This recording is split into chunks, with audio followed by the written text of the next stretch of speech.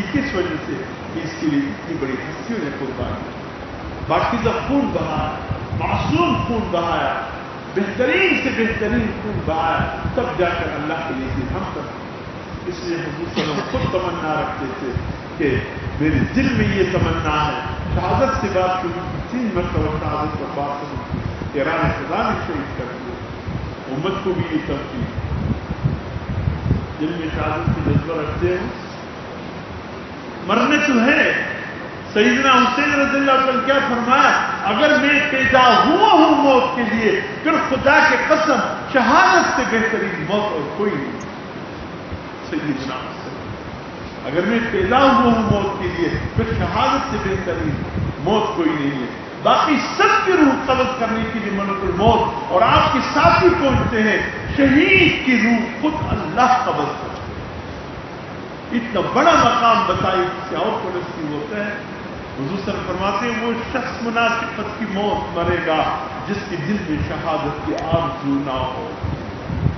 باقی بات تو اللہ کی ہے، فیصلے تو اللہ کے ہیں، جو تقدیر میں لکھا وہی آپ تمنا تو رکھیں گے، یا اللہ اگر تیرے دین کی عظمت، تیرے کلام اور تیرے حبیب کے عزت حرمت پر کوئی آنچ آئے اور مجھ سے وقت میری جان کا مطالبہ کرے، اپنا خون پیش کرو، یا اللہ تیرے کلام کی حفاظت کے لیے میرا خون بھی حاضر ہے، تیری دین کی حفاظت کے لیے میرا خون حاضر ہے، یا اللہ تیرے حبیب کی عزت حرمت اور ناموس پر میں اپنی جان قربان کر کے فخر محسوس کروں۔ دل میں یہ تمنا سے رکھے، یہ آرزو تو رکھے۔ ہاں اللہ سے آزمائش مت مانگے، آئے تو پھر صبر، امتحان مت مانگے، آئے تو صبر، صلی اللہ العافیہ عافیت۔ بارہ میں محترم دوستو، محرم الحرام کی بھی آ رہے، ہمارے لیے کیا ہے؟ بچ کر رہے، گھروں میں رہے، کوئی کام نہ ہو تو کوشش کیجیے 9-10 محرم الحرام کے روزے۔ افضل الصیام بعد شہر رمضان الصوم المحرم۔ حضور صلی اللہ علیہ وسلم فرماتے ہیں بہترین روزے رمضان المبارک کے بعد محرم کے روزے، بہترین روزے۔ یہ رمضان المبارک سے پہلے فرض تھے، پھر رمضان دار کے روزے جب فرض ہو گئی سنت خراب۔ حضور صلی اللہ علیہ وسلم نے دیکھا یہود مدینہ نے روزے میں تو فرمایا کیوں روزے رکھتے ہو؟ کہا کہ اس دن اللہ نے حضرت موسیٰ علیہ السلام کو بحر قلزم سے پار کر دیا، فرعون بما غرق ہو گیا۔ ہم یوم تشکر کے طور پر عاشورہ 10 محرم مناتے ہیں۔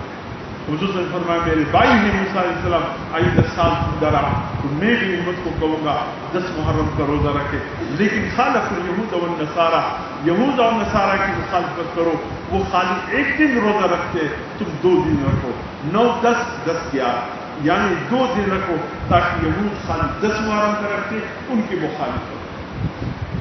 اس لیے کہ ہے ترکیب میں خاص قوم رسول ہاشمی، اللہ نے ہماری ترکیب دیگر اقوام سے مختلف ہے۔ یہ خصوصاً کی امت اس کی ترتیب اور ترکیب اللہ نے خاص رکھی ہے۔ ہم نے یہود عیسائیت کی لائن اختیار نہیں کرنی ہے، ہم نے صرف حضور صلی اللہ علیہ وسلم کا پیروکار ہے بس۔